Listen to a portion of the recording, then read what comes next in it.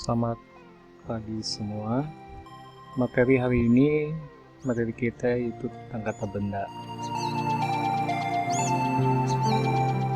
Kata benda atau nomina itu kata yang mengacu pada benda, manusia, binatang dan konsep atau pengertian.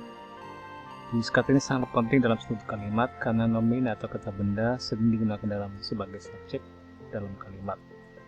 Nah, adapun ciri-ciri kata benda itu, yang pertama memiliki fungsi sebagai subjek, objek dan pelengkap apabila predikatnya kata kerja. Kata benda tidak dapat diingkarkan dengan kata tidak.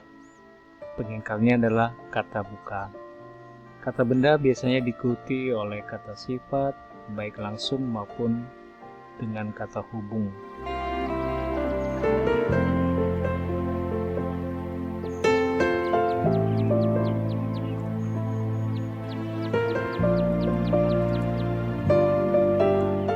Dengan kata hubung yang.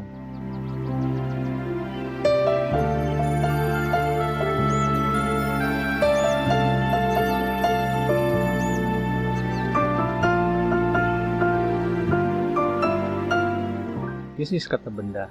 Yang pertama, kata benda dasar. Kata benda dasar diantaranya itu orang, institusi, binatang, tumbuhan, buah-buahan, bunga-bungaan, peralatan lembaga dan sebagainya. Kata benda dasar orang kemudian diklasifikasikan menjadi nama diri, nama perkerabatan, nama ganti, nama jabatan, nama gelar, dan pangkat. Kemudian kata benda turunan. Kata benda turunan itu ditandai dengan afiks atau imbuhan seperti ke, an, ter, pe, per, pe, dan akhiran an. Nah, contohnya ada di slide. Saya membeli 1 kilo mangga di pasar. Mangga itu merupakan kata benda. Kemudian Arman, mangga itu merupakan kata benda dasar ya. Kemudian Arman memiliki kekasih yang sangat cantik dan pintar. Kekasih itu merupakan kata benda turunan.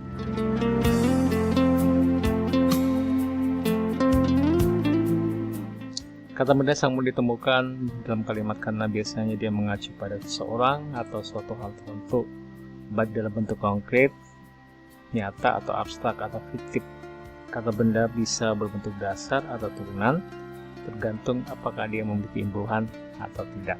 Sedangkan berdasarkan wujudnya, kata benda itu dibagi atas 2 jenis.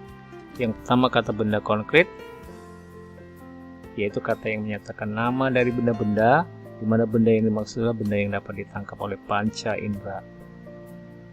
Jadi kata benda konkret itu bisa berupa nama diri, nama zat, dan lain sebagainya.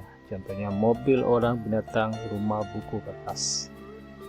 Jadi yang bisa ditangkap panca indera maksudnya yang bisa diraba, dirasakan, yang bisa dilihat dengan nyata ya.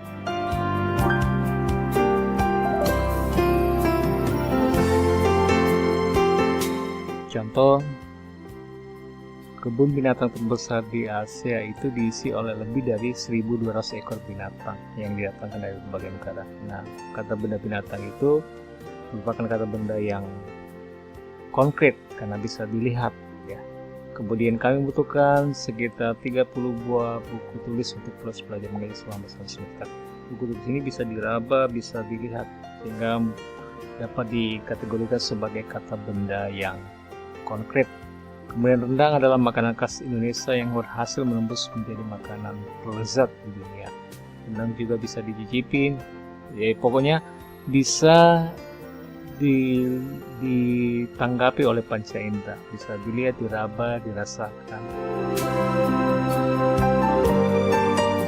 Kemudian kedua kata benda abstrak, yaitu kata yang menyatakan nama dari sebuah benda, namun benda yang dimaksud tersebut merupakan benda yang tidak kasat mata atau tidak dapat ditangkap oleh panca indera, seperti nama keadaan, nama pekerjaan, nama sifat, nama ukuran, dan lain sebagainya. Contoh, keyakinan, keuntungan, kekayaan, udara, ilmu, kebaikan, ide.